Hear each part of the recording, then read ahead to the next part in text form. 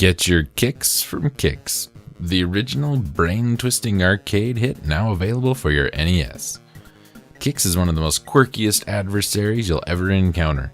It thrives on finding new and outrageous ways to perplex, vex, and manipulate your mind.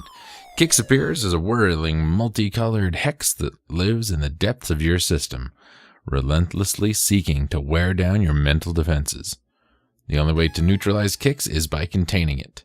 But you'll have to think fast and act even faster. Kicks will use its mutant offspring, Sparx and Spritz, to squelch any attempt to stop it. Capture Kicks or suffer the ultimate mental anguish, total breakdown. Just remember, your mind is your only weapon. This is Kicks, or Quicks, or something similar to that, from Taito in 1991. The NES port of this game. It was originally an arcade game from Taito in 1981.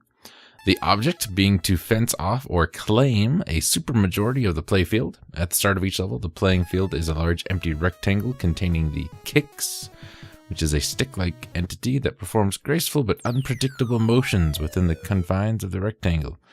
We control a small diamond-shaped marker that can move around the edges of the rectangle, with the goal to claim as much of the screen as possible via drawing lines. When the player completes a closed shape, the captured area, defined as the side of the sticks opposite to where the Kicks is, becomes solid and points are awarded. To complete a level, the player must claim most of the playfield. The game was shipped at 75% for level completion, but the arcade operator could adjust the requirement between 50 and 90. The player's marker had the option of moving at two different speeds. Areas drawn at the slower speed were worth double the points. The player had a limited number of lives that can be lost if if a Kicks touches the line as it's being drawn or being touched by a spark. Sparks are enemies that traverse all the playfield edges except uncompleted lines. Additionally, a fuse appears if the marker stops moving while in the process of drawing sticks, disappearing when the player starts moving again. The player has no defenses, thus all enemies must be outnumbered. Taito produced their own ports or licensed Kicks to various platforms.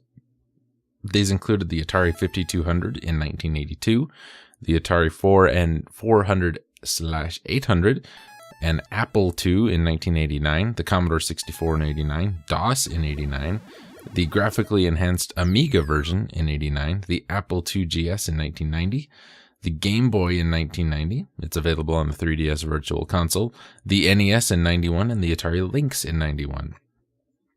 The Game Boy version was developed by Nintendo and features at least two intermissions in which Mario was involved.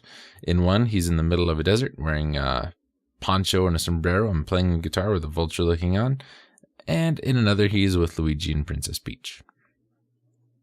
In 2000, a point for the Game Boy Color was released called Kicks Adventure. This version features a new adventure mode where the player travels a map screen, taking on various opponents which appear on the playing field. This adds a level of difficulty to the game as these characters must also be captured in order to complete each level. Yeah, it's a pretty fun game. Controls are a bit weird, but take some getting used to, but yeah, not bad at all.